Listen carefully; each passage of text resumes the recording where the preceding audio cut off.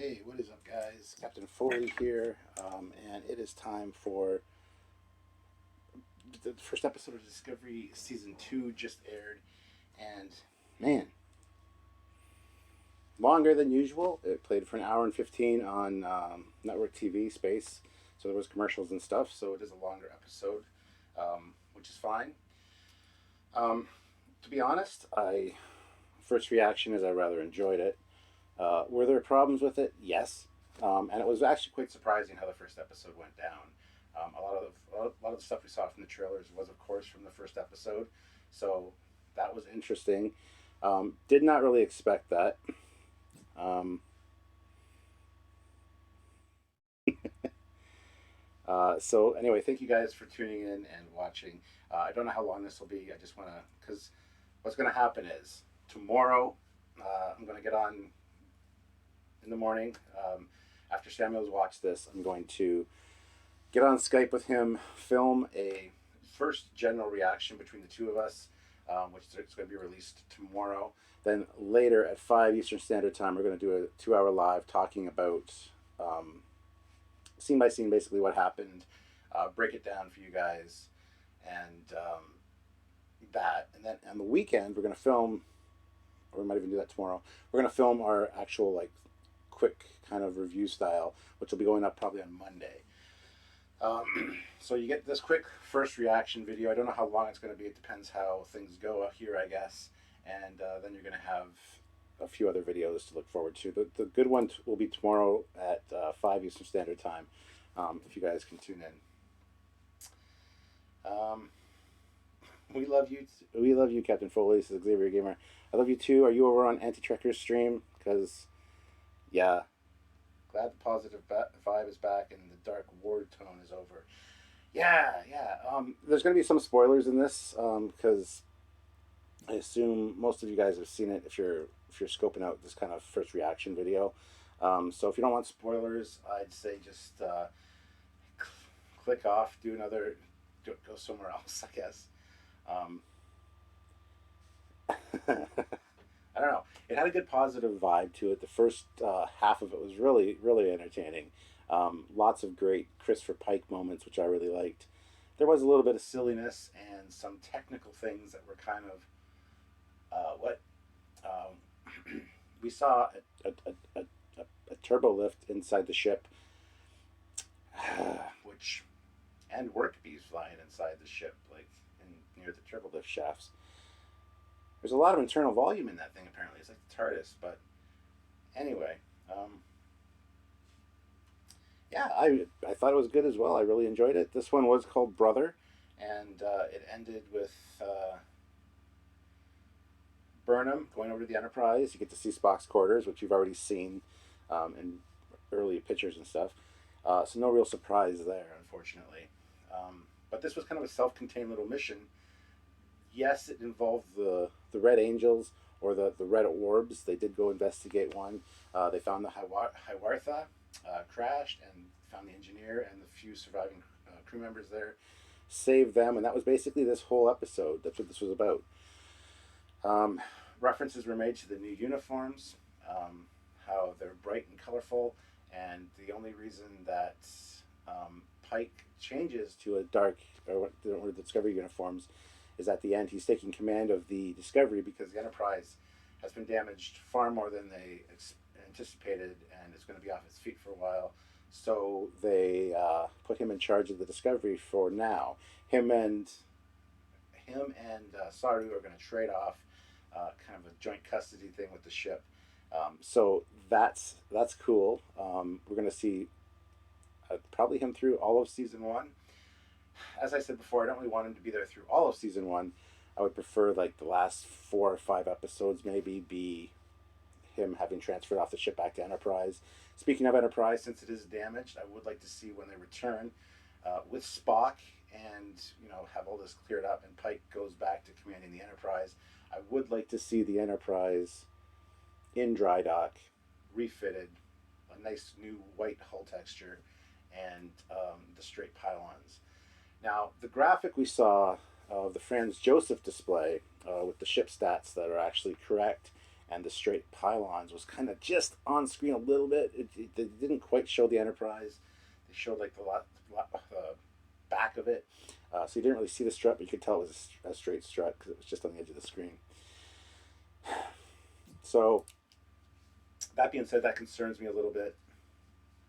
We did not see number one. We did not see the Enterprise bridge, but I know we do see number one soon.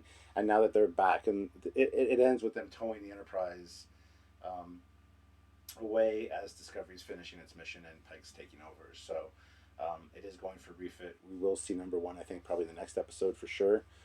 We also got at the end of the episode the discussion on Spock not being there, that he had left, and he had accumulated a couple months of away time or of vacation time essentially. So he took off to do his thing, and yeah, we get a little bit of Burnham and Spock backstory, which is interesting. Yeah. Yeah.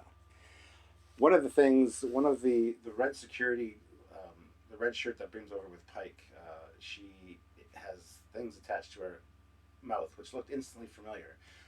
And in case you guys are wondering, she's a Barzan.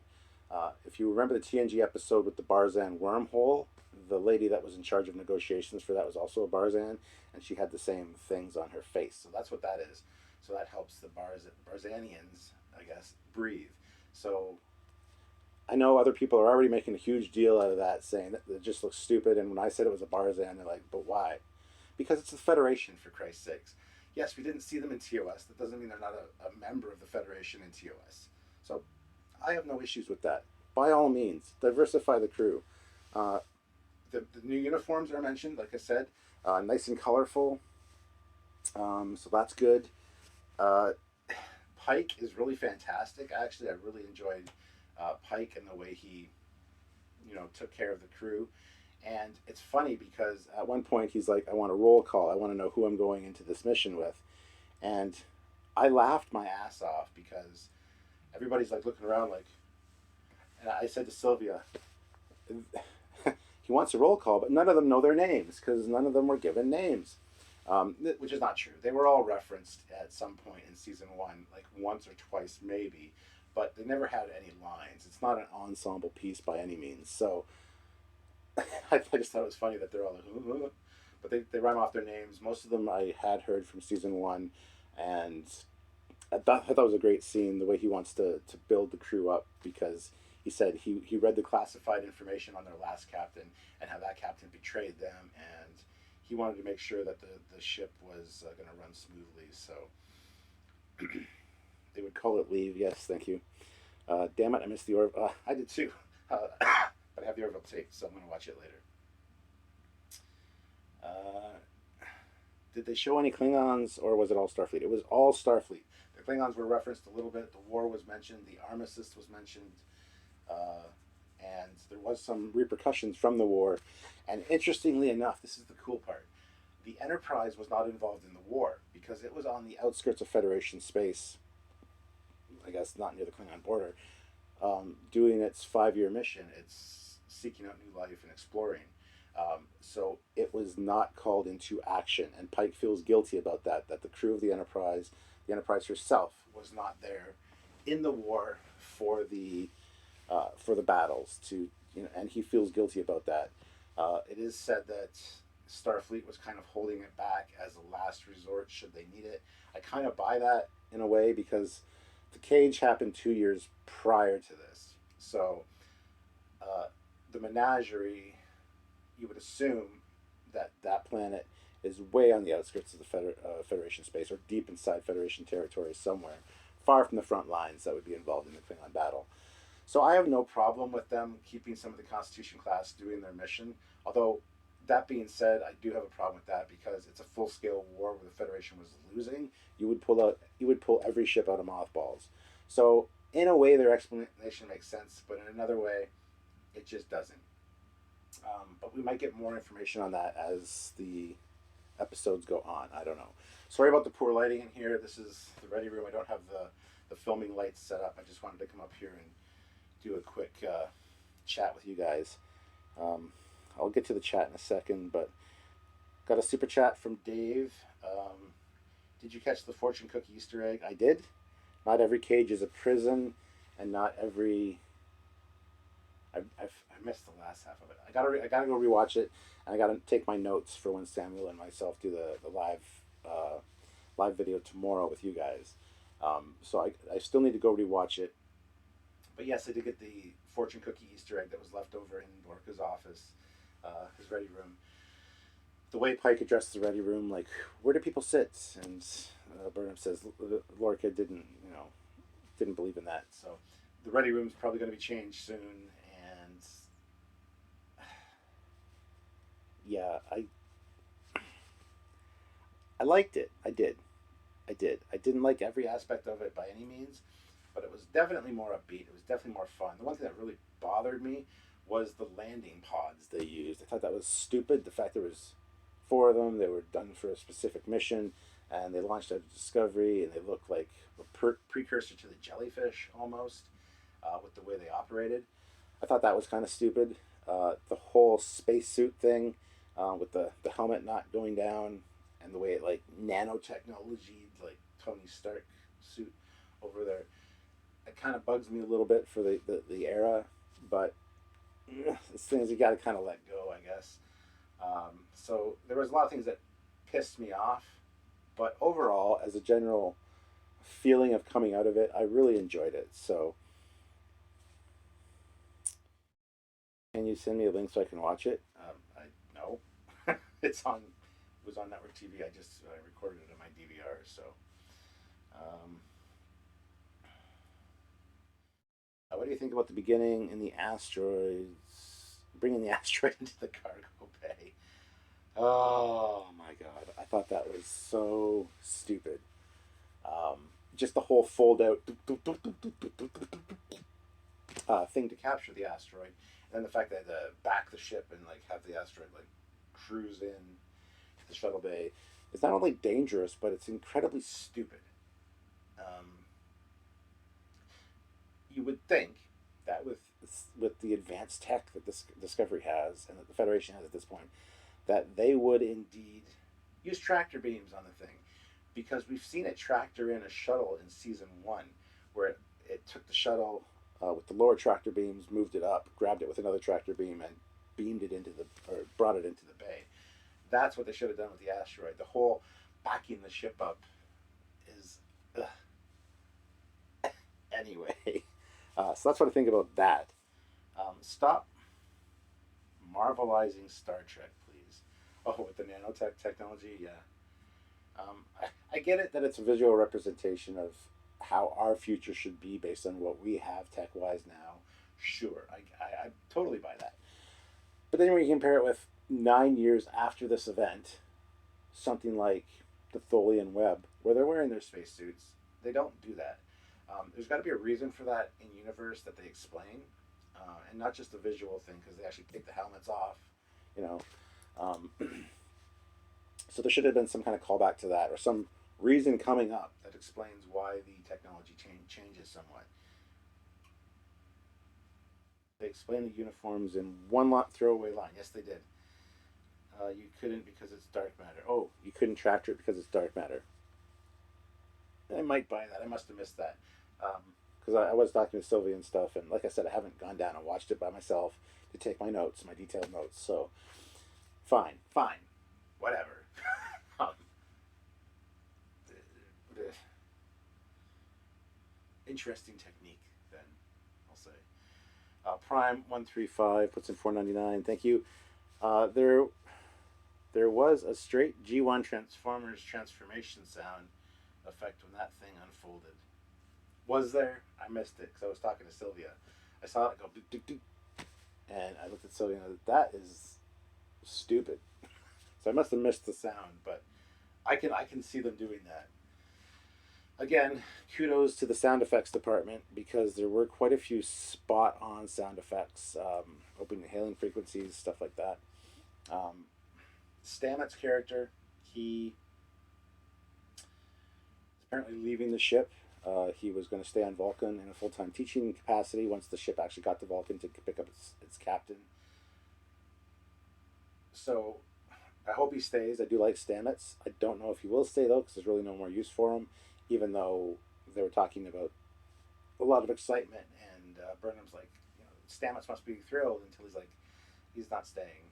Um, so that's kind of sad. I don't want to see him leave. Sarek, for the love of Christ, Sarek. Oh, as soon as the ship drops out of warp, I'm going to be leaving. They dropped out of warp in the asteroid field.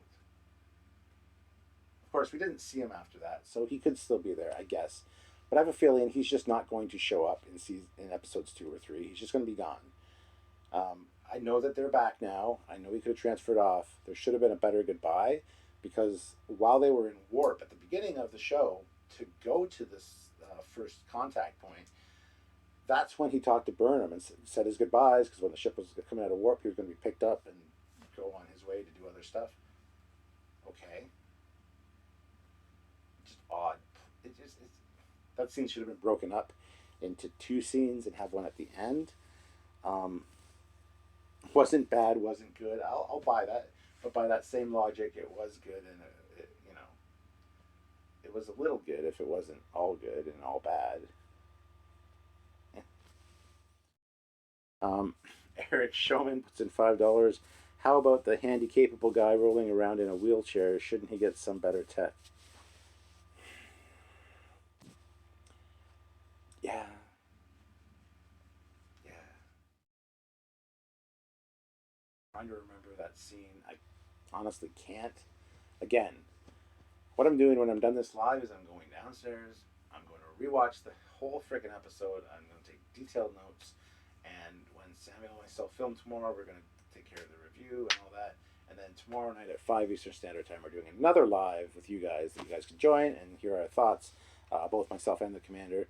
He has not yet seen it. He will watch it tomorrow, and we will talk about it then. But I got to go take my detailed notes, and I'll get all that cleared up with that. The one scene I found remarkably stupid was when they were in the turbo lift, and they showed the turbo lift moving through the ship. And I said this early on when I started this. It had a very TARDIS-like effect, which was stupid. There was a work bee flying around, and then you see a track, and then the turbo lift comes up, and it was just, that's not how they build starships, guys. It's a little stupid. There should be an explanation for that. That is a bad scene. That is a bad scene. Hopefully you guys can hear me okay. I'm using the smaller mic. I don't want to keep hauling my big mic up, so I'm using the smaller one. It is still a blue mic, and it's a good mic, but hopefully you can hear me. It's down there. I just have a different setup up here. I don't like lugging that big mic around. I know it's a much better mic, but Stephen Julius, $2. Did you see Geordie's visor? I did not see Geordie's visor. Was somebody wearing it, or was it like a prop somewhere? I didn't see it, so I apologize for that. I thought about Bill and Ted's Excellent Adventure. Yeah, exactly. The time tunnels. That's what it looked like. Wow.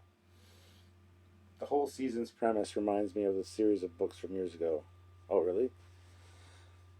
Um, Another thing that was stupid was when Burnham was trapped and she saw the Red Angel and approached her, and then all of a sudden you see the beams from his lights, and it's actually Captain Pike in his uniform. So, the hell is that? I mean, we know that they're a thing. They've been referenced many times in talking about this season, the Red Angels.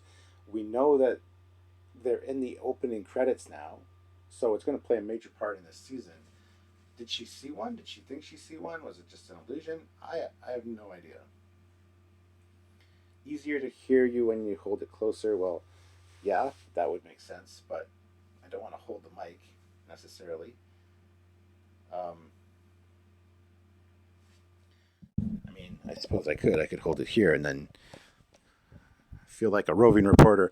So we're on the scene of this here train wreck that's called Discovery, and we're seeing some wreckage and dead bodies all lying around.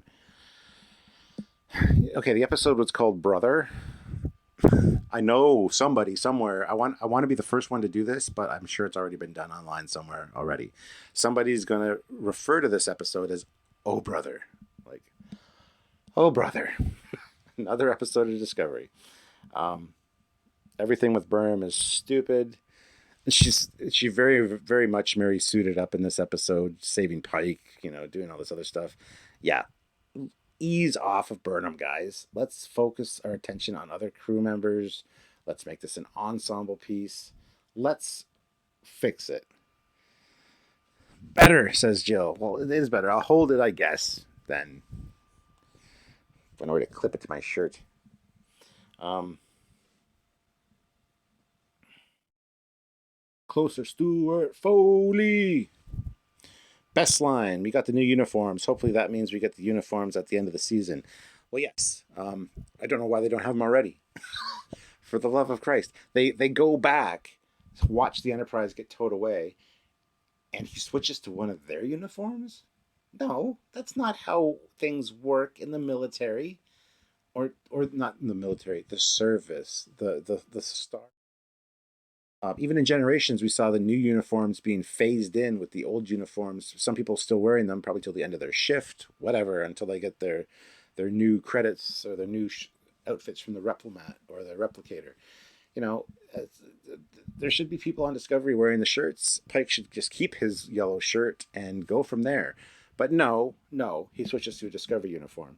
It's asinine, I tells you.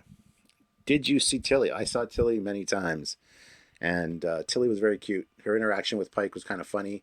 The whole moving, saying pinky, I shouldn't say pinky to a captain. It's not the most authoritative finger. And I just looked at Sylvie and went, yeah. you know. Um, and then the fact she thought she broke a captain, that's a good line for me. I like that one. Yeah, Tilly was good in it. Not a big part, not a big role, but I expect that to change. The Spore Room, which was never technically the engineering room, is now back to a standard engineering room, which is interesting. The Spore Tech is going to be going into storage because Stamets is getting a full-time job teaching at Vulcan, probably the Vulcan Science Academy. Worf switches to the DS9 uniform when he transfers. Yes, well, exactly. Yeah, but they mentioned that okay, Discovery is part of the fleet. Discovery is part of Starfleet. So is the Enterprise. The Enterprise, from its 5-year mission, now that the war is over, got new uniforms already, and the Discovery that just left Earth after being at the armistice talks in Paris is now still wearing the old uniform and that Pike is switching into. Tell me in what way does that make any goddamn sense? Pike should have been wearing his older style, kind of a duller yellow, no black collar, like sweatery turtleneck thing. Then transferred to the, I can see you're still wearing the old uniforms. Well, that's because we just got back from our 5-year mission. We were out of the war because of it. That would have made a hell of a lot more sense.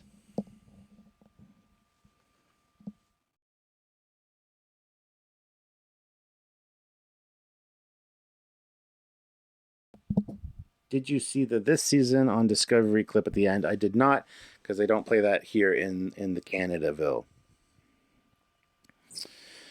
This is the right way and the wrong way and the Janeway. They Janewayed it. Gratuitous space shots, lots of cool new tech, and no Klingons. Yeah, there were a lot of great shots, space shots. You did see the Discovery quite a bit, and it does look like the nacelles have been shortened. Have this mic is still working. Whether they have or not is yet to be determined. They do look shorter. They're probably clearly not, but they do look shorter the way they filmed it or the way they did something. They changed the model without letting anyone know that they're shorter. Let's just agree it's not as bad as season one yet. I do agree with that. There was an article that said this is the best of the show so far, and somebody went on, it is not the best show. I'm like, are you stupid? Read the goddamn headline. It said this is the best of the show so far. meaning Discovery, not meaning the best show of Star Trek.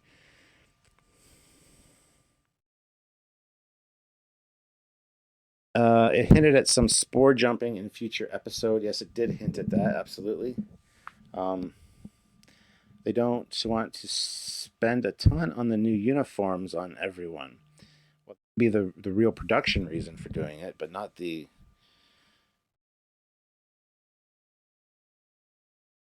Okay, Robert Ellison.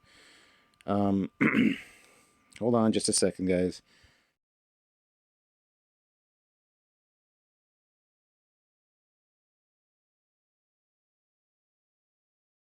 All right, so there we go. They mentioned Cybok. I swear I might jump off a cliff. Okay, not really. Well, I'm surprised they actually didn't mention him. They showed a flashback with Burnham as a kid coming into the house, and do you want to meet your brother, or do you want to meet our son, whatever? And there was Spock, and I'm like, please, please, no Cybok, please, no Cybok. There was no Cybok, because Cybok was from Sarek's previous marriage to the Vulcan princess, and it was being raised elsewhere. So thank God they did that right. Makes no sense to me either. The TOS uniforms just to get us to watch, and then go back to Discovery uniforms for everyone who is in charge. But Disco didn't have Bill Joel. Okay. Fortune Cookie referenced the cage. Yes, it did. Not every cage is a prison. I thought was a straight up call to the cage. And then there was another part of the fortune. I can't remember it. Like I said, once I go through my rewatch, I'll definitely write that down. But um, yeah, funny how the spacesuits had the color of TOS. Yet in TOS, they were all unicolor. Yeah, exactly. He even said at one point, "Red shirt, get into your EV suit." And I'm like, "Oh, good God, she's gonna die." But of course, she was the only one that didn't die, besides Pike and Burnham, of course. The snarky science officer from the Enterprise was the one that died. So can't wait to see what Mecha Random spews out to get views on her review of this episode. Yeah, well. What was the race of the Enterprise engineer? Have we seen it before? The Enterprise engineer, the red shirt? Yes, she is a Barzan. We saw them in TNG with the episode with the Barzan wormhole, with the stable wormhole, but it was swinging at the other end. That one. The person that was in charge of the negotiations for the wormhole was a Barzan as well. So she had the breathing apparatus, or I don't know if it's breathing apparatus or fashion sense or whatever, but it's the exact same. She's definitely a Barzan, which I have no problem with. Second part of the fortune said, not every loss is eternal." Oh, okay. Yes, that's right. Thank you. Much appreciate that, actually. And that's right. I think they're referring to Spock there. Uh, it could mean multiple things. Again, Samuel and myself will kind of get into this more when we do a more detailed break episode. So, do you think the rescue placement for Stamets? Yes, actually, that crossed my mind that the engineer they saved from the Hiawatha is going to replace Stamets in season two, which would be a shame. Although I do really like her, I do like her humor, I do like her dry delivery. I thought it was fantastic. That was really cool, and I do hope they kind of keep her. If they replace Stamets, that is, she would be a good replacement.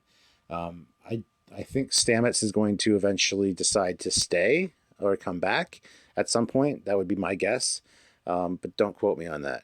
That being said, when they did go and find the engineer and she was on the Hiawatha, the damaged ship, that was definitely the mess hall of Discovery, just redressed, shit thrown everywhere. But they didn't do a very good job of disguising that it was actually the mess hall. um,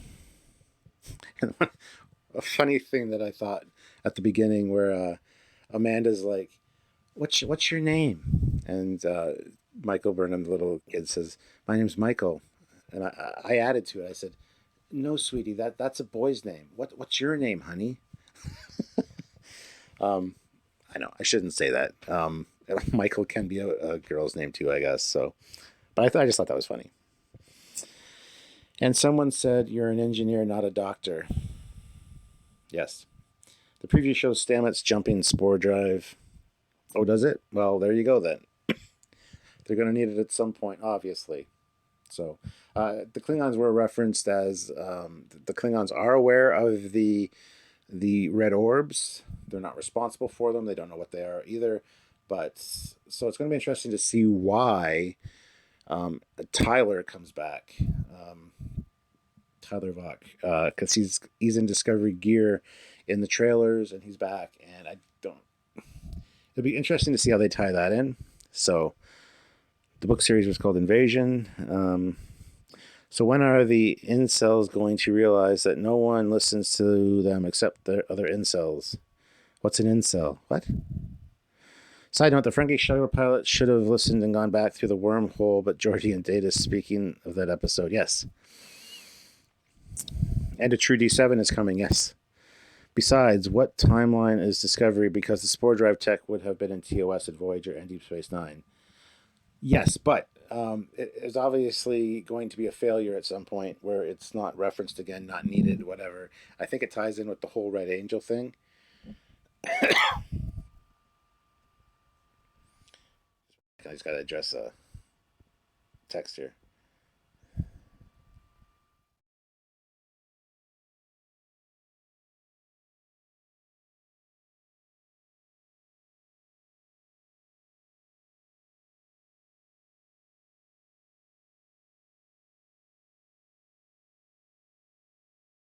So there we go. Um, Pike comes across as an incompetent. Um, During the mission, perhaps a little, but overall, I really liked him. I did like his character. Very friendly attitude, very upbeat, very wants to know the crew's name and gives them all. He remembers their names. First of all, I wouldn't be able to remember their names after having just introduced them. Anyway, he tells everybody what to do. Whatever your name is, half cyborg girl, drive well, drive good. What's her command? And then she immediately crashes almost into an asteroid.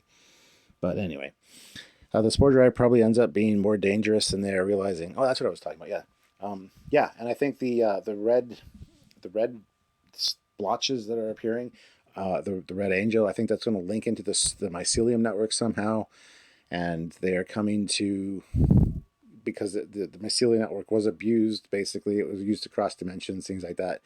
Maybe they're going to seal off access to it so we can't access it. Um, Something like that. We've talked about that in our prediction live stream, so that could be a possibility as well. Michael Lerner was a female act years ago. Okay, cool. Will the new Tellusians have giant heads with throbbing veins? I certainly hope so, because they should. Trekyards, the pilot is Kaylee Detmer. Okay. Don't care. Not a fan of her character. Not. Ugh. Pike was very likable, but Burnham was Terra Manu. The bridge crew are very happy when the handover command to his staff also comes off as incompetent.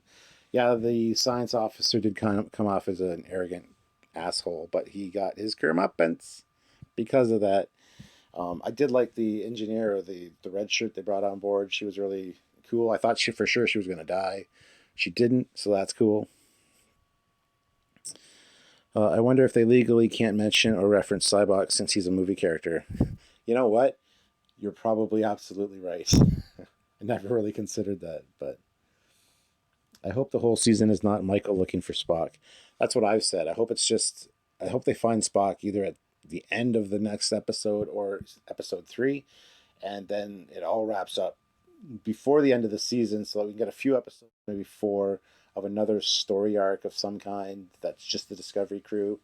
Um, that being said, the new Discovery captain, I think, should be Saru. I think he should get promoted to captain and take command because we've had a white captain, a black captain, a female captain. We haven't had any alien captains yet, though. So why not have an alien captain to add to the diversity of captains? I think that would be a great addition, personally. So I'm kind of rooting for that, and I hope that's the case. Did you notice the possible Lorca lying on that crashed ship? Pike looks down at him briefly, and he kind of looks like him in stasis. No, no, I didn't notice that. I'll have to watch for that when I do my when I take my notes. Um, just watch Regeneration from Enterprise today. If Disco is based off Enterprise, could the tech from Disco be based off Borg tech, just as the JJ verse was as well? It could be, because the Enterprise, they do directly reference Enterprise in Discovery, so it's definitely the same. Talked about Archer visiting Kronos and all that.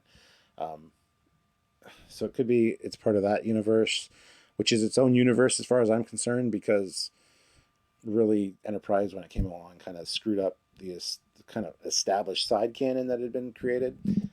So there's that. I agree, an alien Federation captain would be cool. The Intrepid had a Vulcan captain and crew and teal. Well, yes, but it's not the hero captain. It's not the captain of the hero ship of the series we're watching, though. I know there are alien captains, but yeah, an Andorian captain would be interesting, actually. Um,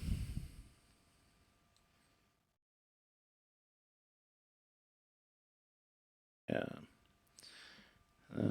The not all cages are prisons line in the fortune cookie was some nice foreshadowing. It's not foreshadowing. The cage happened 2 years before this. Check your timelines. Yeah, the cage happened 2 years prior to this, so just keep that in mind.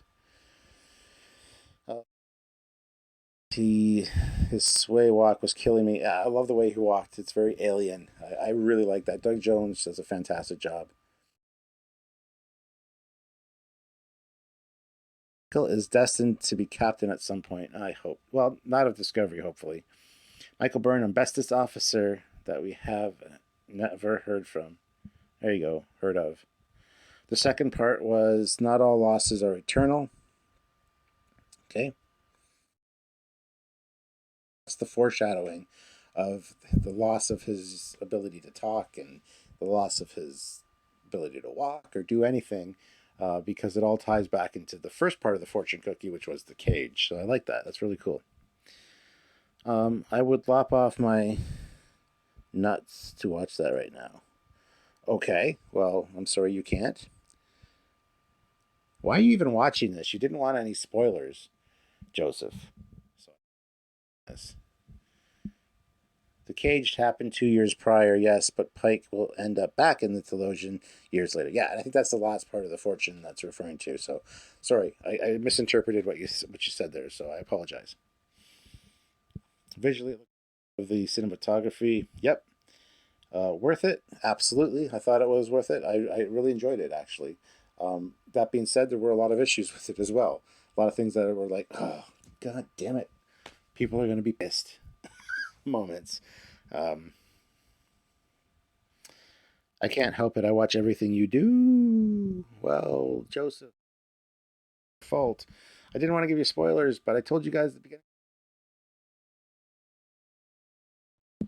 Joseph messaged me earlier saying I don't want spoilers, Captain. So, but here he is on the thing.